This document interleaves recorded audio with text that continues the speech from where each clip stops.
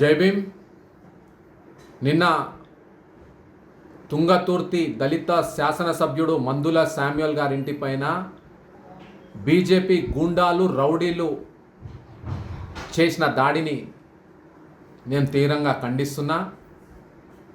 ఆయన చేసిన వాక్యాలకి గాంధీ భవన్ సాక్షిగా బ్రాహ్మణులని క్షమాపణ కోరడం జరిగింది. కానీ బండి సంజయ్ ఒక దళిత శాసనసభ్యుని పైన పగతోటి ఆయనకున్న ప్రత్యేక రౌడీ టీం ద్వారా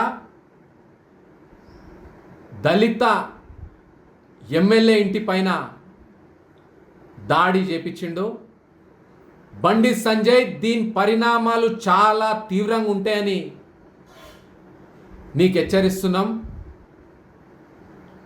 మీ బీజేపీ పార్టీ సిద్ధాంతమే దళిత మరియు మైనార్టీ వ్యతిరేక సిద్ధాంతం.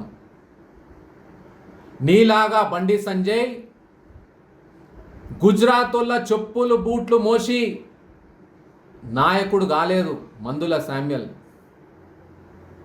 ఆయన ఒక ప్రత్యేక రాష్ట్ర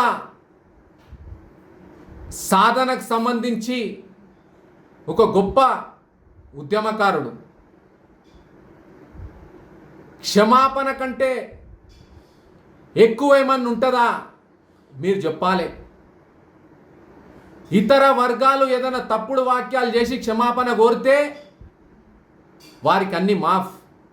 కానీ మా దళితుల విషయానికి వచ్చేసరికి దౌర్జన్యంగా మా ఇళ్ళ పైన దాడులకు దిగుతుర్రు, ఉసగొల్పుతుర్రు. మీరు మూడోసారి కేంద్రంలో అధికారంలోకి వచ్చి ఈ రాష్ట్రానికి బీజేపీ పార్టీ అధ్యక్షుడిగా రామచందర్ రావుని నియమించిందో ఆ రోజే మా జాతులని అప్రమత్తం చేసినాం. మనకు రక్షణ కరువైతాయి, మన ఇళ్ళ పైన దాడులు చేస్తారని తెలిపినాం. ఏదైతే బండి సంజయ్కి, కిషన్ రెడ్డికి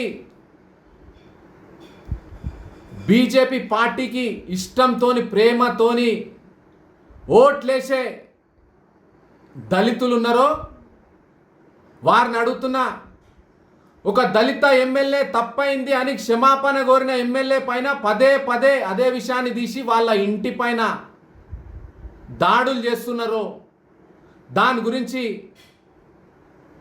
తెలంగాణ రాష్ట్రంలో ఉన్న దళితులు ఒకసారి ఆలోచన చేయమని కోరుతున్నా. నిన్న మందుల శామ్యూల్ గారి ఇంటి పైన ఎవరైతే దాడి చేసిర్రో ఆ నిందితులని, ఆ గుండాలని ముఖ్యమంత్రి రేవంత్ రెడ్డి గారు లా అండ్ ఆర్డర్ మీ చేతిలో ఉంది కాబట్టి మీరు దర్యాప్తుకి ఆదేశాలు ఇచ్చి ఆ దాడి చేసిన వారిపైన SC ST atrocity case book చేయాలి. మందుల శామ్యూల్ కుటుంబానికి రక్షణ కల్పించాలి. ఆయనకు కూడా ఒక ప్రత్యేక భద్రత కల్పించాలని కోరుతున్నా. జై భీమ్, జై కాంగ్రెస్.